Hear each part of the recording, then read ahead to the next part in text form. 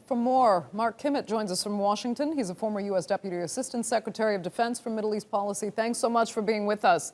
You know, when he was killed, it was hailed as a real triumph in the battle against Daesh. But as we heard in that report, you know, because of their structure, groups like this aren't usually badly affected by the loss of any single high-level leader. So, I mean, has that been the case with Daesh?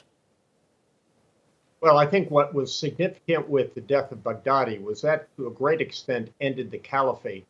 Yes, they're still able to operate as small-scale terrorist cells, but this notion that ISIS it was a full caliphate, that the army was in place, that they had set up a territory, that they'd set up rules, laws, and governance, that is no longer the case.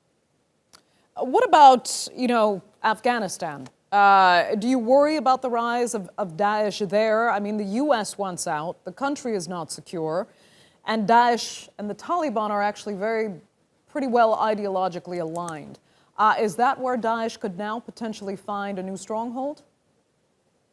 Well, let's be clear. We have al-Qaeda and its affiliates, such as Daesh, probably 20 to 25 countries around the world.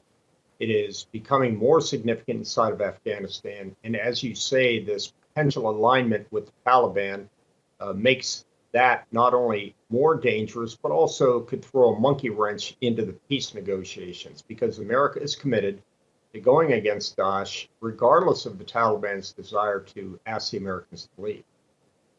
Why do you think, Mark, I mean, all these efforts in Syria, in Iraq, in Afghanistan, have not been able to fully, obviously, eliminate the threat of terrorist groups? Daesh, al-Qaeda, even the Taliban, which had been classified a terrorist organization, are still alive and thriving. Well, that's true, because I think at the end of the day, this is more about the ideology than it is about the foot soldiers. As long as there is this persistent, radical, extremist ideology that profanes the religion of Islam and is very attractive to young men in particular, but young women as well, they will always rush to the arms, rush to fight those that they believe to be their oppressors.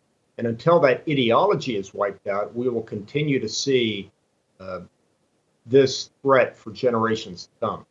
Okay, Mark Kimmitt joining us there. Thank you so much for that.